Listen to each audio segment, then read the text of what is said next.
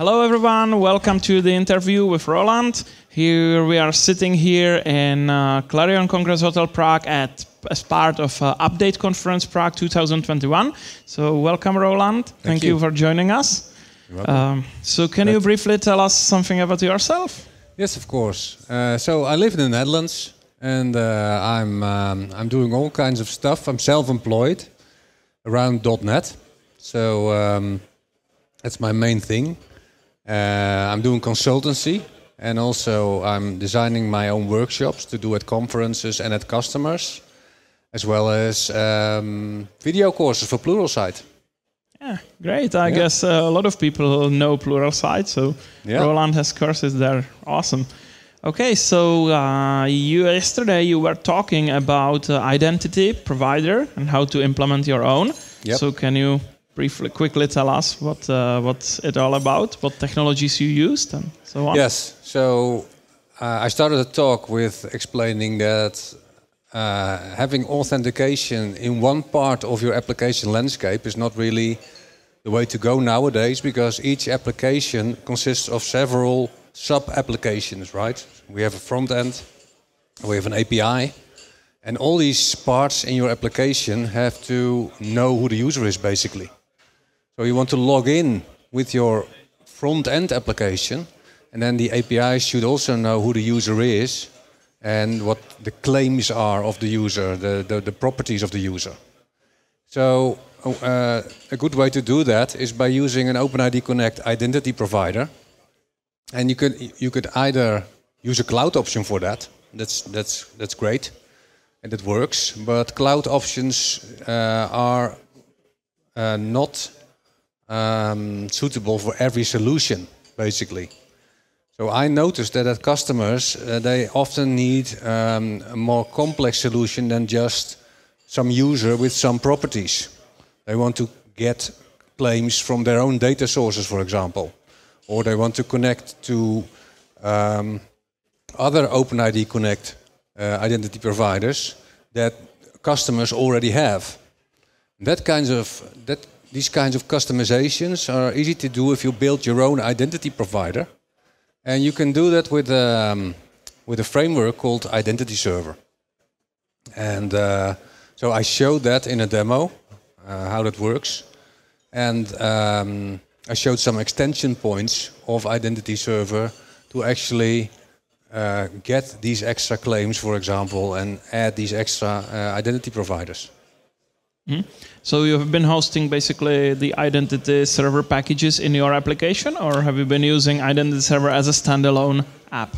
Yeah, so Identity Server is basically just a NuGet package.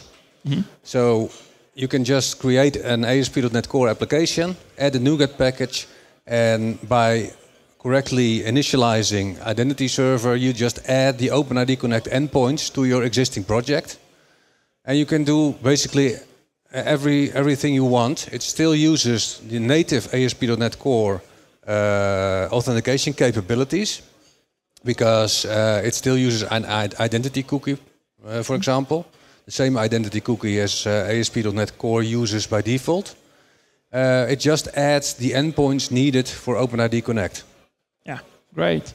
So this is the way to go for some users, because I have seen some projects where Identity Server was deployed as a separate application, which also might make sense in many scenarios, but especially in the simpler deployments, I guess it is way too complicated to have two apps to care about. So if it's one tightly coupled application with several interfaces, it might make a sense to have it integrated right. Yeah, exactly. And also you just need one, right? So if you have a company that has 20 applications, you just need one identity provider. You don't need one for each application. Yeah.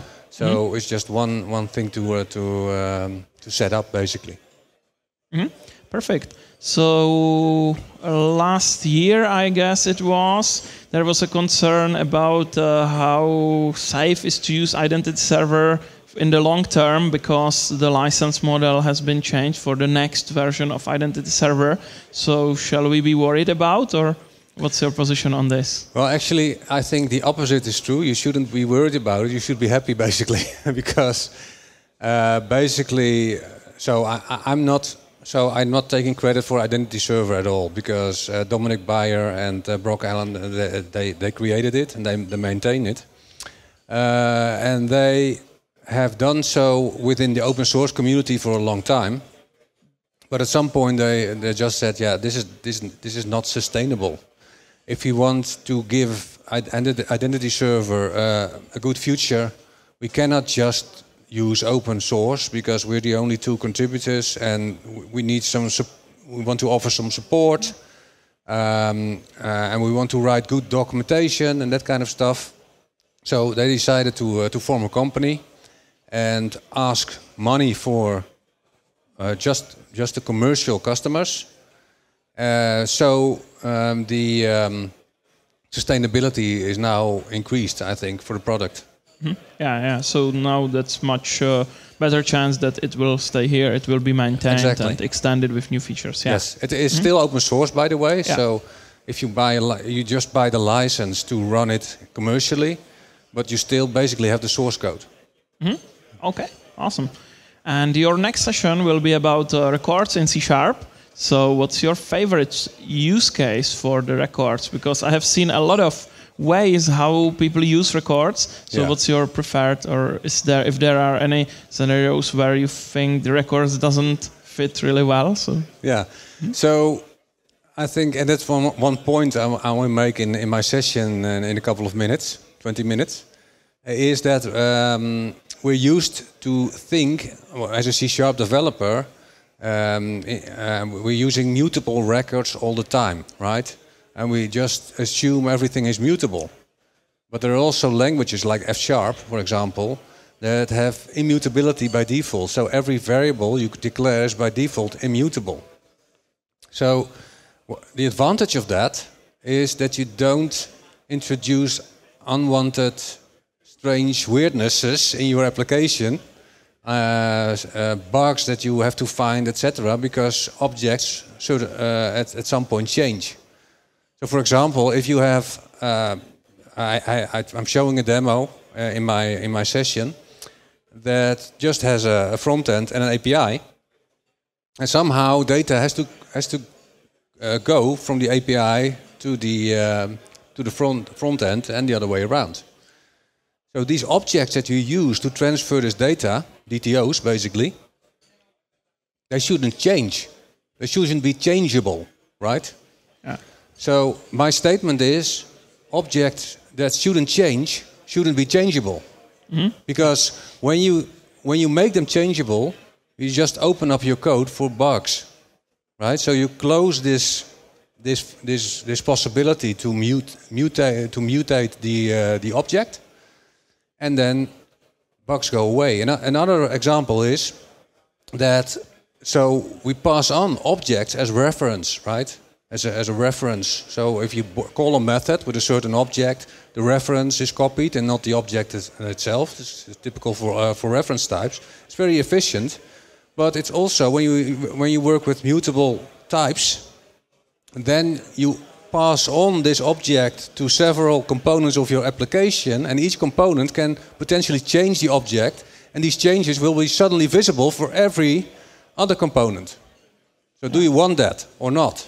Well, the answer could be yes, of course, but if not, then use immutability. So the mindset should be, in my opinion, to by default use immutability and optionally use mutability. So that's why I'm so happy with records, because records, as I'll show in the session as well, are just classes that are intended to be immutable. So, and they have certain properties that facilitate that. There's a certain syntax involved with that, but at least now we have a type from which we can just from which we just know that it is immutable. So if it's a record, you know, okay, this is immutable. Of course, you can take a class and make it immutable, but it's still a class, so it's not inherently immutable. So I'm happy about the development. Yeah, I like records too. There are some features that are missing because in some applications we try to use or implement domain-driven design, and you need to have, or it's not maybe necessary, but it's practical to have immutable domain objects or objects with restricted mutability, so you cannot change anything at any time. But so in the records we were missing some validation endpoints like that. These changes are permitted, like with the with keyboard or something like that, exactly. and these changes are not. So hopefully this will be added in some future versions of the language. Yeah, and also there's some nice things around equality, because in records when you declare them, you can declare the properties as properties not in the body, but you can directly declare them when declaring the type.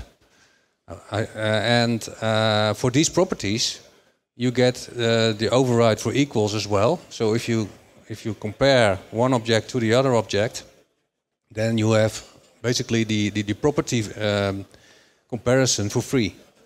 So that kind of stuff is all embedded in these record types. Yeah. That's also very nice. Okay, so what's next for you? Any other conferences you will be traveling to, or any new things you want to focus on, maybe? Yeah, so I'm speaking at NDC Oslo. That's my next conference. Looking forward to that one. And in terms of .NET, I'm very looking forward to Maui. Actually, there was a talk about that today as well by Brandon. And because that is really cool, especially with Blazor. Together with Blazor, it could be a new way to create desktop applications as an alternative to WPF, for example. And you can just use one code base for all these different platforms, right? So mobile and desktop. Yeah, that's very nice. I was seeing the Brandon's hall was full of people, so I guess the Maui will be maybe the most interesting topic in the future of .NET. Yeah, I think so. Cool. So thank you very much for joining us here in Prague. I'm really looking forward to your session, which starts in like 15 minutes. And I hope to see you again someday in the future on Update Conference Prague. Thank you, Thomas. See you soon. Thank you.